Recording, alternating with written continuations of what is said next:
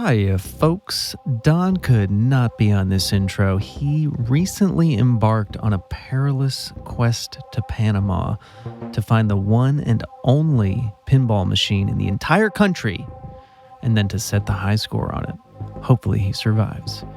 Anyway, this is part 2 of the Stern King Kong media event episode. This one chronicles our adventures in Chicago at the Stern factory and later at a pinball lounge where we stumbled upon a naughty little game. I'm not going to spoil it now. Last week's episode, we mostly talked about the King Kong of it all, so go back one episode and check that out. And we also posted a mini documentary video episode, doohickey, that ties it all together. Check that out on our YouTube channel at Bash Pinball. Let's go! Can you believe what we did 3 days ago? Actually, not really. It feels kind of like a dream. It hasn't quite sunken in yet. Yeah. It's Monday. I did a full shift at my day job. And I'm sitting here talking to you right now about this. Yeah. And it's like a dream. We went to the Stern Cornerstone Media event for King Kong. For King Kong, the myth of Terror Island. And we didn't have to crash the event either. We got officially invited. If I die tomorrow, I'm fine. We made it. I made it. We made it, dude. Yeah. We made it. Yeah, and I guess let me take a moment, man, because I shout everybody out except for Matt. So this is a shout out for you, Matt. Thanks. I'm 99.9% sure that I wouldn't have been there if it wasn't for you and this podcast, which, Well, you know, likewise, because I wouldn't have started the podcast without you. So. we can be grateful for each other. Yeah. And we got to go to Stern together. That was awesome. So thanks, man. It was great and totally deserved. No, I'm just kidding. No, it felt awesome to get invited to that. And then not just to get invited, but like King Kong, man. Yeah. Super cool game. I really enjoyed that game. And I'm really happy that this got to be our game. So, bless you. We got the email like 2 weeks before. So we were just like, oh, we got to do this. Stop the presses. Wait, hold the phone. Hold the phones. Push pause. Hit the Pause pause. our life. Quit your jobs. Yeah. Thought I might have to for a second there. But yeah, we had to go. There was just no way around it. And so that meant booking flights. Yes. And we went with Frontier. We went with Frontier. Frontier. You know, Man, so you've flown Frontier before. So you're like basically a Frontier vet. So I did fly Frontier to the Texas Pinball Festival. Frontier, for me, I did it because they had basically free tickets to Texas. It was literally like $50 ticket or something like that. You can't pass that up. This time, you had never flown Frontier. And I'm like, Right. Don, you know, we can do Frontier if you want. Well, it was kind of the only option in such a short time span, at least from Raleigh, right? I think it was like $600, like almost $700. Yeah. Plus the hotel. I think the next best flight was going to be like about $700 right per ticket. So then, you know, we plugged in other, aka not O'Hare. Yeah. So we opened it up to Midway, which is apparently a Frontier hub. Yeah. As an airline, kind of, they are Midway, I think, being generous. I wouldn't put them in the middle, but yeah, go ahead. But anyway, a new array of opportunities for flights. Clocking in around $250 with like a 2 or 3 hour layover in, you know, like Orlando. One was Atlanta. If you're not super familiar with geography, having to fly from North Carolina to Orlando, Florida, and then to Chicago is basically going completely in the opposite direction before then going twice as far in the correct direction. Right. It just meant a lot of extra butts in unpadded seats. On seats. Yeah. Which I now know. You know. But like at the time, right, save the money because we're also, you know, we got to pay for lodging and like, you know, we're not rich, you know. Yeah. If you want to donate, pod@bashpinball.com. We don't have a GoFundMe. We don't have any of that stuff yet. We'll figure it out. If you give us money, we'll take it. So send us an email. I'll give you my Cash App. Tip jar. Whatever. Yeah. So don't know if it was worth it, but we got there. We got back. There were no catastrophes. Wait, no missed flights. Wait, is that it? No, No, I'm just saying, like, in a nutshell, there were no catastrophically horrific occurrences. Well, overall, I think the experience at Stern in the media event, I think I came out net positive. Oh, yeah. But I lost a little bit of my soul. These flights. Yeah, well, you had all these people going to Disney World because one of the flights was into Orlando. Right. I don't want to make it seem like I have some kind of bias against people with less money. I'm one of those people. Yeah. You know what I mean? And behind me on one of them was also a kid just literally repeatedly lifting up and then slamming down the tray table at least 100 times during a 2-hour flight, to the point where I was giving heavy side eye to the guy behind me, and he's apologizing, but still not really stopping. Really correct the issue. Yeah. Did you see the guy with the freaking like telemarketer headset? No. So on one of the flights, there was a dude with like one of these telemarketer, like the truck driver kind of style headsets with the buttons on the side. Yeah. Light was blinking. It was blue. Maybe he was working. He was talking to himself, but then he would look at other people on the plane. So he was like talking to everyone, but he didn't take it off the entire flight. Was he talking the whole time? Yeah. How was he talking? I have no idea, but he was like, it seemed like he was friends with other passengers. So I don't know if he was talking to them or if he was talking to somebody in the headset. You didn't see this guy? No. Oh man, that was wild. And now for a word from our sponsor.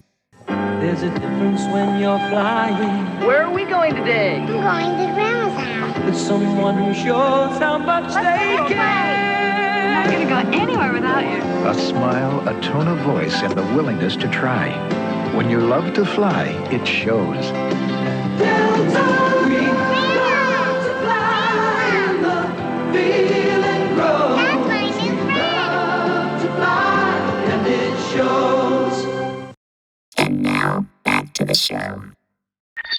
So on my flight to Chicago, I sat next to a local. Okay, her name was Jenny. Okay, yeah. I think she saved me. She saved that last little shred I had of humanity right there because it was like an actual person that I got to talk to. Uh-huh. She was pretty cool. She was giving me some tips about Chicago. Apparently, her jam is Home Run Inn. The pizza place. Pizza place, right, for pizza. And then apparently, the White Castle Manila milkshakes. Did you say Manila milkshakes? Vanilla. Okay. It might have sounded like Manila. But apparently that's the jam. That's like the move right there. Yeah. Is a White Castle vanilla shake. We don't have White Castle. Yeah. Maybe next time we go to Chicago, we can try. When we have a little more time, yeah. And then also something pretty cool was the Crave case. Right. Have you heard about this? You mentioned it when you were trying to pitch going there. Brilliant. Okay. It blew my mind. Yeah. It's basically a little briefcase full of White Castle sliders. Like, I don't even know this existed, but in my mind, I was like, I need one. You could go for what, like a week? Not go hungry. Just open your little briefcase. You got sliders to go. And they probably don't get moldy because they just stay fresh at room temperature. They probably don't go bad. Anyways, hopefully she's listening. So, Jenny, right, yeah. Thanks for being a decent human.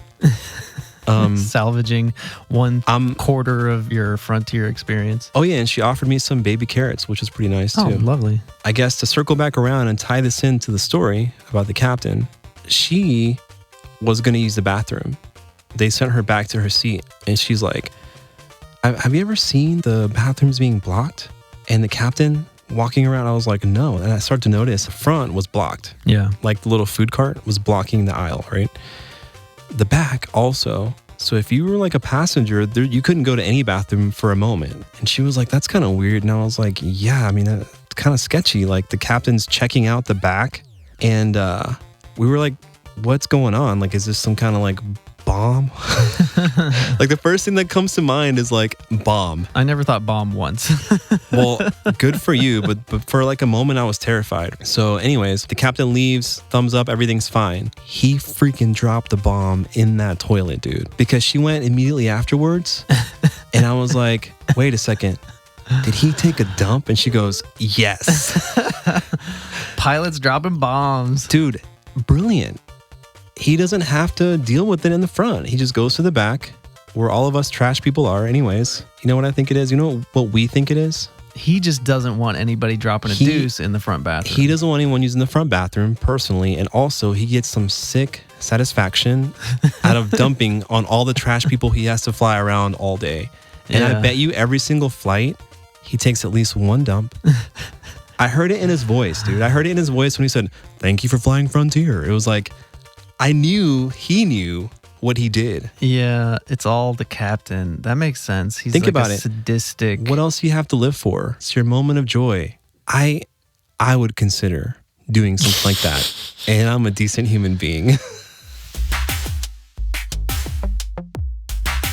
So we got to Chicago kind of late. The closest place to eat was like Lou Malnati's. Luminati's, which was highly regarded and told to us, you know, about my friend Dave. He was like, Yeah. you have to go. Lou Malnati's is one of the like OG Chicago style deep dish pizza places. I think Right. he's supposedly the inventor of the deep dish pizza. It was like $24 for like an 8-inch pizza, which is it's worth super. it. It's It was thick. worth it. It It's was a worth thick it. boy. Yeah, it was Yeah. worth it.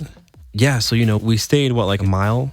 Yeah, we stayed like a mile away at the Wyndham. And we were like, worst case scenario, we can walk. I mean, it's only like 30-minute walk. It's not too bad.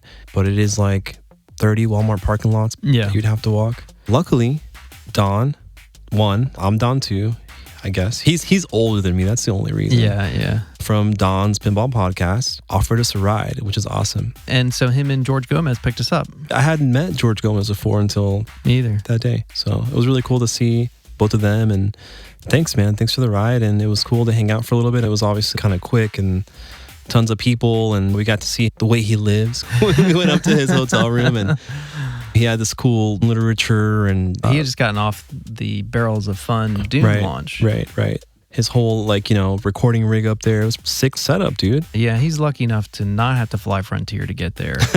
He can just drive because he's like 2 hours away or something. Yeah, by the way, different George Gomez. Different. You might have heard of him because I know he's kind of made the rounds before in other events. Anyway, so yeah, dude, the building is massive. It's like, look, standing in front of it, it's gigantic. I mean, it feels like a cruise ship.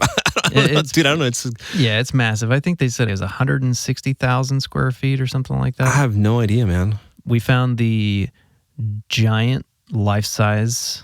Is it life size if it's bigger than? I'm confused about this. The meaning of the phrase life size now. Anyway, as big as your life, as tall as a human, pinball in the front. It would be like Indiana Jones style boulder chasing you, but I could see myself running down a playfield or up a ramp or something, and this thing just like barreling towards me, which is awesome. Yeah, it was cool to see it in person. Actually, it was cool. Yeah.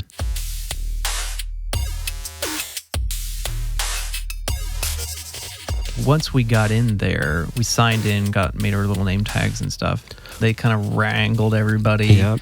I would say there was like 50-ish people. Yeah, I was in a trance. Yeah. And also kind of like buzzing from like the energy. It was just like everyone is like vibrating super a little excited and like, you know, people that haven't seen each other since Expo, including us, and like who's one to walk in the door, you know, like. Yeah, Pinball Jones had this sequin rainbow jacket. Amazing. And gold shoes. You cannot miss that guy. Yeah. He said he got it on Amazon. Did you notice when we got donuts? Yeah. He picked the one with the sprinkles. You think that? I got it on video. He's just gravitates towards colorful, sparkly things. But yeah, it was cool. Like the vibe, just being there, dude. Like before you even get into the actual, I guess. Yeah, we're in the lobby. Office. We're just in the lobby waiting. Literally the lobby with 2 games, X-Men and don't remember something else in the lobby. There's an X-Men in the room. There's no other games in the room. That's exactly what happened. I was like, I could never work here because I would never get anything done. Yeah. It was cool. We saw, we got to catch up with some people that we haven't seen since Expo and Erica's pinball journey and her dad. Yeah, Erica and her dad were amazing, dude. Bjorn. It was his birthday, I think. Oh. I think the next day, so she brought him like as an early birthday present. Yeah. I kind of got cool. like Bjorn and I kind of have like a bromance going right now. So happy birthday, Bjorn. Happy B-Day. Who else was there? Jamie Burchell, Jamie, obviously. Kale came in, and Retro Ralph. I think they were all kind of traveling together to some degree. We met these guys from the Wild Dog Arcade. It's like streamers. I think they're based out of Detroit. Yeah, so Nick from Flip Nick Pinball, the Tony Hawk pro skater homebrew designer was there. They invited a bunch of different content creators, YouTubers, podcasters. Right. Bunch of pinball people. Some of which we did know, some of which we were just meeting for the first time. They split us into a couple groups. Yeah, so it was like the first group did the factory tour, and then the second group did the game reveal with the designers, and exactly. And then basically flipped. So half the people they kind of sent to the showroom where they have a little mini arcade with, by the way, a real brick wall to give it like arcade vibes. Wasn't that commissioned by Mr. Gomez himself? Mr. Gomez himself, yep. And it's got a bar and 15 games or so. Yeah. It was actually pretty cool. I think couch. If you tune into the streams they do, it's that room. I think they live stream from there. So we started off in the factory tour group. I think Manu was in our group and Nick from Tony Hawk Homebrew. Yeah. All the first timers. And then Kyle Spiteri. It's the man. That guy is the fucking man, dude. I want to bleep that, I guess. But like, that's a real feeling that I have for him. He's a tall man. Tall man. Real tall. He's the guy who has been doing the Stern tech videos lately, which I have found to be very helpful and awesome, appreciated, because like, who better to make a video on how to fix a flipper than Stern? Right. Like, right. It's awesome. It's great that they're doing that. Yeah, he was awesome, man. Like, Kyle, God bless you. You were wrangling goats and sheep and like lions. I mean, we were all basically little babies, and we were just going all over the place trying to like take photos and video as you were giving us all this beautiful information, which I retained maybe half of because I was so I was just like in shock. You know what I mean? Like all the machinery and equipment and people. I mean, I'm amazing. You know, our job, we don't really get into this too much, but we do some productions, very small scale production. Yeah, we are a manufacturer. Seeing this was like almost like seeing what it could be. You know, it was amazing. Like some of the same crossover tools, some of the same stations. But amplified, magnified by times 100. Times literally 100. Square footage wise. Yeah. So it was really cool to see that, man. And but it was like full scale King Kong in production as we're doing this tour. So like every step of the way, we're seeing all of the pieces of this game coming together. Amazing. You walk down and there's just aisle of the Kong figure in the back. Right. There's like shelves of Kong. Yeah, everywhere. Figures. Shelves of like the specific little drop targets. Every piece of that game was just on display and being put together. Cabinets, right? At different stages of completion. It was amazing. And man. we saw them doing the playfield inspection. Just a bare playfield, holding it up under a light, like clear coated, just looking for any flaw, like buffer in hand to like buff it out, any little imperfection. I have to say, like, the amount of quality control on display was impressive, well beyond my expectations. Likewise, that shop was spotless. Not a single piece of dust on the ground. Everything was labeled, roped off, marked off. You could tell that thing runs very well. Yeah, it looked great. It's kind of the Willy Wonka experience. It really was. Going into the chocolate factory. Like, it really was. It felt like we had our golden ticket. It was great. And like you said, Kyle's tour and anecdotes and everything was just spot on. One fun fact from that tour was they had rows of LEs being produced. And they were waiting for the final inspection by Mr. Elwin. Mr. Elwin. Which I didn't realize that he actually signs off on every single one of those LEDs. I mean, literally signs it on the apron. Well, we've seen the signatures on the games, like on location, right? But I didn't know that he's actually like checking every single LE. Yeah. It's just freaking cool, man. Freaking cool. Everybody was like, yeah, he's extremely tired right now. Freaking cool, man. And now for a word from our sponsor. There's nothing out there like Microsoft Pinball Arcade. I know, I checked. It's the real deal. Authentic pinball right on your PC. All the ramps, all the flippers, even table bump and tilt action. Come on, send it flying, give it a bump. But watch that flipper. It's the most authentic pinball action ever on a PC, with no quarters required. The real pinball action like you remember, there's only one. Microsoft Pinball Arcade. And now, back to the show. So, we've had donuts and coffee. We've had catered sandwiches and wraps. Yeah. We had pizza for dinner. It's 6 o'clock, 6:30-ish. Maybe everyone's clocking out. I see somebody sweeping, maybe somebody mopping. And then we're looking for the after party. Yeah. Some people were pretty cryptic. Some people weren't. Then we found out, right? Finally, the official after party. Not really, I'm just kidding. But it was a pinball tournament at a place like 25 minutes away, closer to the city. So we were kind of in the burbs going towards the city at Chicago Billiards Cafe. Yep. CBC. That's what they were calling it. Yeah. And, that was kind of like our only chance, I guess, to get out of the burbs and into IRL pinball, right? Because we were in this magic world. Now we have to let's go see it for real. We got lucky enough. We got an Uber and we kind of split it with Erica and her dad. Yeah. Who, XL. Yeah. Captain's chairs. Man, and I always thought Erica was cool. Then I met her dad. Man, they're so cool. Yeah, honestly, both of them. And, he's European. He's from Sweden. And, I have Swedish lineage. Do you? Yeah. I think I knew that. From my dad's side. Right. Scandinavian, if you will. Yeah. But anyways, we took the Uber, got to CBC. Yeah, just in time for the tournament. Right. You were pressuring me into making this my tournament debut, which I strongly considered. I thought I had you convinced at one point. You said you were going to do it. I was strongly considering it because what a great opportunity, right? To have my first tournament be in Chicago after a Stern event. But I was too wiped out. We definitely hit 10,000 steps that day. Really? Yeah. I didn't know that. No. Yeah. So, you participated in it. How did it go? For me personally, poorly. I was having some bad luck, but the games were set up good. It was fun. Colin from Kineticist also was in the tournament. Oh, cool. And by the way, when we were hanging out after the tournament, guy walks up wearing an Opeth shirt. And I was like, cool shirt. And then turns out it's Mark Seiden. It's Mark Seiden. So we were chatting with him for a while, along with Manu and George from Don't Panic. Right. George, if you're listening to this, super nice to meet you. Thank you for the tips and just amazing hanging out with you. Manu, right?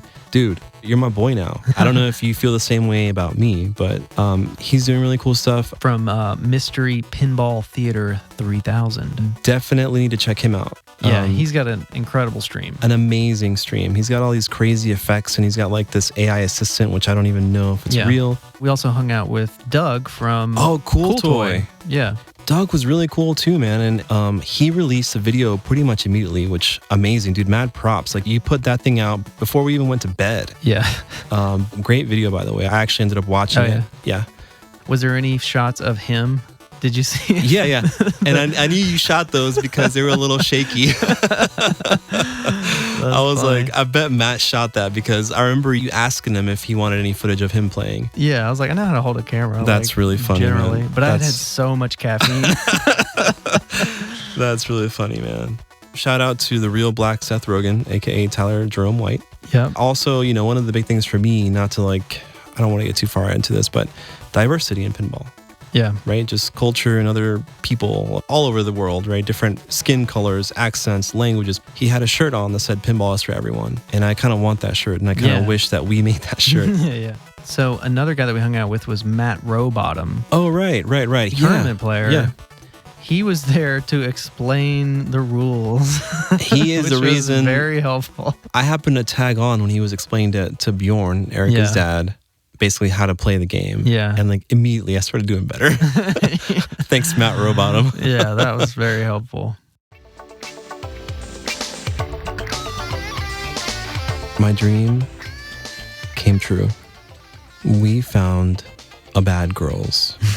Unbelievable, man. I could not have had a better experience playing my first Bad Girls. Yeah, what can you say about Bad Girls other than the fact you that know, it's... turn it up, dude. Turn it up. So we played that with Kyle from Stern. Bjorn again. And then you and me. We got a couple 4-player games going. Me and Kyle had some quarters left over, so we just used all our quarters on Bad Girls. Got 2 4-player games going. And I mean, what can you say? It's a dream. So you won a Bad Girls on Who Wants to Be a Pin Billionaire. That was like episode 4 or 5. Go back and listen to that. I won one on Who Wants to Be a Pin Billionaire, and then I had to get rid of it because I was an idiot. Yeah. And now... epic fail. I know. But...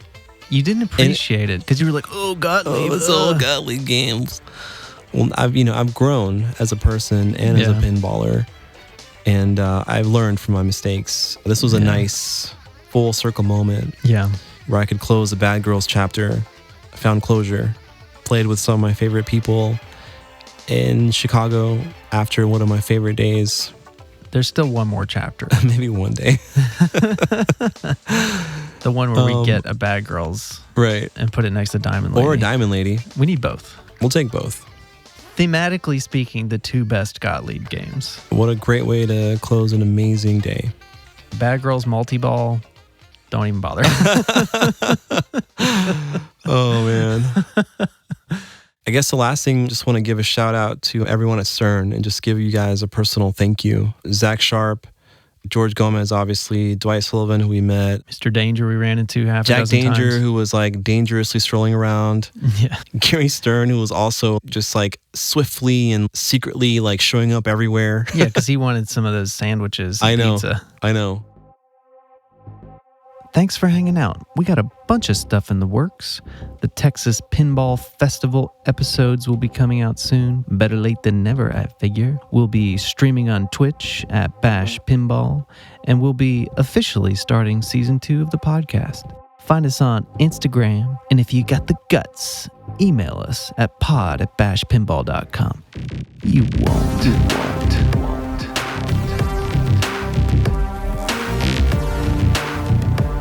This territory now.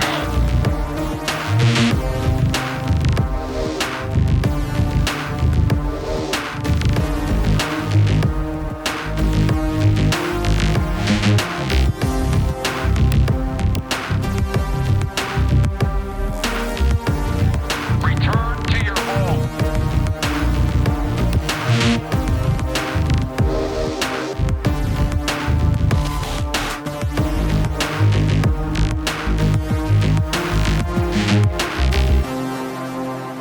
Evacuate all personnel.